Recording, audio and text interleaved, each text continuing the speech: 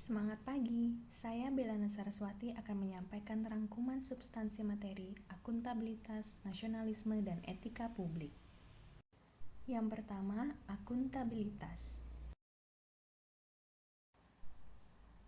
Akuntabilitas merujuk pada kewajiban setiap individu, kelompok, atau institusi untuk memenuhi tanggung jawab yang menjadi amanahnya.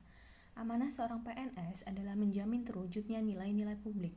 Nilai-nilai publik tersebut antara lain adalah mampu mengambil pilihan yang tepat dan benar ketika terjadi konflik kepentingan antara kepentingan publik dengan kepentingan sektor, kelompok, dan pribadi. Memiliki pemahaman dan kesadaran untuk menghindari dan mencegah keterlibatan PNS dalam politik praktis, memperlakukan warga negara secara sama dan adil dalam penyelenggaraan pemerintahan dan pelayanan publik, serta menunjukkan sikap dan perilaku yang konsisten dan dapat diandalkan sebagai penyelenggara pemerintahan.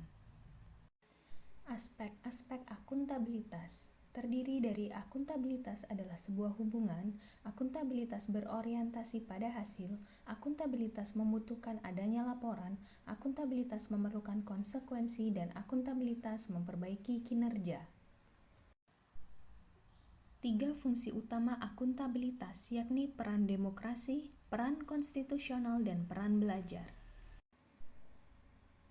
Akuntabilitas publik terdiri atas 2 macam, yaitu akuntabilitas vertikal dan akuntabilitas horizontal.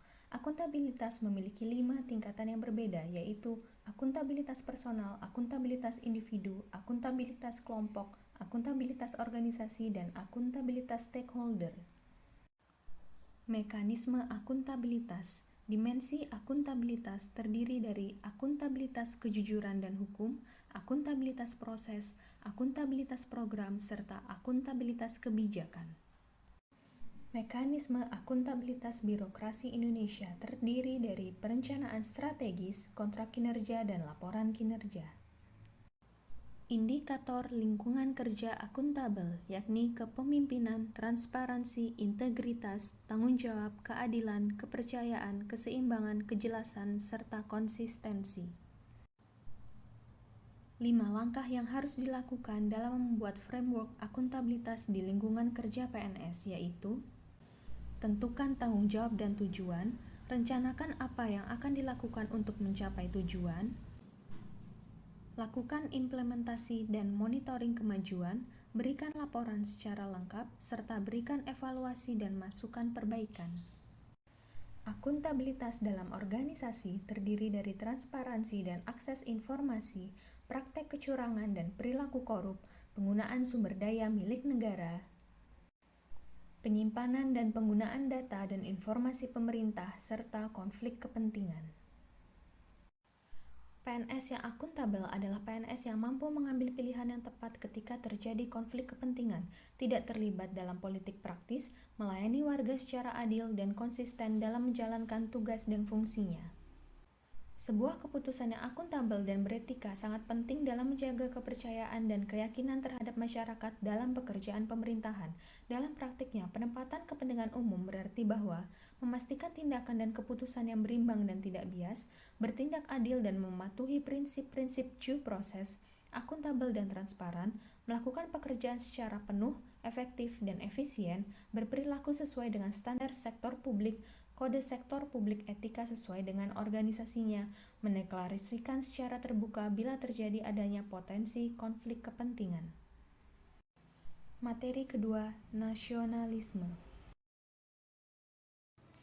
Nasionalisme pada hakikatnya adalah untuk kepentingan dan kesejahteraan bersama, karena nasionalisme menentang segala bentuk penindasan terhadap pihak lain, baik itu orang per orang, kelompok-kelompok dalam masyarakat maupun suatu bangsa. Nasionalisme tidak membeda-bedakan baik suku, agama, maupun ras. Hal-hal yang mendorong munculnya faham nasionalisme adalah adanya campur tangan bangsa lain, misalnya penjajahan dalam wilayahnya, adanya keinginan dan tekad bersama untuk melepaskan diri dari belenggu kekuasaan absolut agar manusia mendapatkan hak-haknya secara wajar sebagai warga negara, adanya ikatan rasa senasib dan seperjuangan, serta bertempat tinggal dalam suatu wilayah. Prinsip-prinsip nasionalisme adalah hasrat untuk mencapai kesatuan, hasrat untuk mencapai kemerdekaan, hasrat untuk mencapai keaslian, dan hasrat untuk mencapai kehormatan bangsa. Nasionalisme Pancasila adalah pandangan atau paham kecintaan manusia Indonesia terhadap bangsa dan tanah airnya yang didasarkan pada nilai-nilai Pancasila.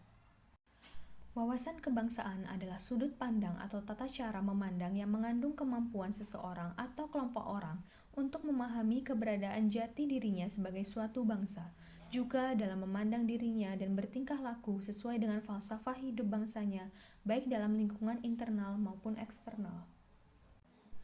Nilai-nilai wawasan kebangsaan. Yang pertama, penghargaan terhadap harkat dan martabat sebagai makhluk Tuhan yang Maha Kuasa. Kedua, tekad bersama untuk berkehidupan yang bebas, merdeka, dan bersatu. Tiga, cinta tanah air dan bangsa. Empat, demokrasi dan kedaulatan rakyat. Lima, kesetiakawanan sosial. Dan enam, masyarakat adil dan makmur. ASN sebagai pembuat dan pelaksana kebijakan publik. Sebagai pelaksana kebijakan publik, tentu setiap pegawai ASN harus memiliki nilai-nilai kepublikan, berorientasi pada kepentingan publik dan senantiasa menempatkan kepentingan publik, bangsa, dan negara di atas kepentingan lainnya, mengedepankan kepentingan sosial daripada kepentingan sektoral dan golongan. ASN sebagai pelayan publik. Sebagai pelayan publik, setiap pegawai ASN senantiasa bersikap adil dan tidak diskriminasi dalam memberikan pelayanan kepada masyarakat, profesional dan berintegritas dalam memberikan pelayanan, menjunjung tinggi nilai-nilai kejujuran, keadilan, tidak korupsi, transparan, akuntabel, dan memuaskan publik. ASN sebagai perekat dan pemersatu bangsa. Setiap pegawai ASN harus memiliki jiwa nasionalisme yang kuat, memiliki kesadaran sebagai penjaga kedaulatan negara, menjadi pemersatu bangsa, mengupayakan situasi damai di seluruh wilayah Indonesia, dan menjaga keutuhan NKRI. Materi ketiga, etika publik. Etika lebih difahami sebagai refleksi atas baik atau buruk, benar atau salah yang harus dilakukan atau bagaimana melakukan yang baik atau benar, sedangkan moral mengacu pada kewajiban untuk melakukan yang baik atau apa yang seharusnya dilakukan. Etika publik adalah refleksi tentang standar atau norma yang menentukan baik atau buruk, benar atau salah perilaku, tindakan dan keputusan untuk mengarahkan kebijakan publik dalam rangka menjalankan tanggung jawab pelayanan publik. Kode etik adalah aturan-aturan yang mengatur tingkah laku dalam suatu kelompok khusus. Sudut pandangnya hanya ditujukan pada hal-hal prinsip dalam bentuk ketentuan-ketentuan tertulis. Kode etik profesi dimaksudkan untuk mengatur tingkah laku atau etika suatu kelompok khusus dalam masyarakat melalui ketentuan-ketentuan tertulis yang diharapkan dapat dipegang teguh oleh sekelompok profesional tertentu. Nilai dasar etika publik ASN tercantum pada Pasal 4 Undang-Undang Nomor 5 Tahun 2014 tentang ASN, dan Kode Etik dan Kode Perilaku ASN tercantum pada Pasal 5 Undang-Undang yang sama. 3 fokus utama pelayanan publik. Yang pertama, pelayanan publik yang berkualitas dan relevan. Kedua, sisi dimensi reflektif. Dan ketiga, modalitas etika. Dimensi etika publik terdiri dari 3, yaitu dimensi kualitas pelayanan publik, dimensi modalitas, dan dimensi tindakan integritas publik. Dengan diterapkannya kode etik aparatur sipil negara, perilaku pejabat publik harus berubah, yakni dari penguasa menjadi pelayan, dari wewenang menjadi peranan, dan menyadari bahwa jabatan publik adalah amanah yang harus dipertanggungjawabkan bukan hanya di dunia tapi juga di akhirat. Seorang pejabat dan pegawai pemerintah harus memiliki kewaspadaan profesional dan kewaspadaan spiritual. Kekuasaan yang memiliki legitimasi paling kuat adalah yang memenuhi landasan legitimasi etis, di mana norma etika menjadi penopang dari berbagai ideologi dan aturan-aturan hukum yang terdapat di dalam masyarakat. Konflik kepentingan adalah tercampurnya kepentingan pribadi dengan kepentingan organisasi yang mengakibatkan kurang optimalnya pencapaian tujuan organisasi.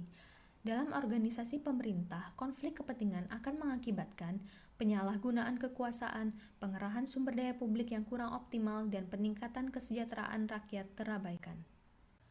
Pengaruh buruk dari adanya konflik kepentingan secara rinci dapat dijelaskan dalam berbagai bentuk perilaku sebagai berikut, yakni aji mumpung, loyalitas ganda, menerima atau memberi suap, pemanfaatan informasi rahasia, menyalahgunakan pengaruh publik, serta pemanfaatan fasilitas organisasi atau lembaga untuk kepentingan pribadi. Demikian rangkuman materi yang dapat saya sampaikan. Sekian dan terima kasih.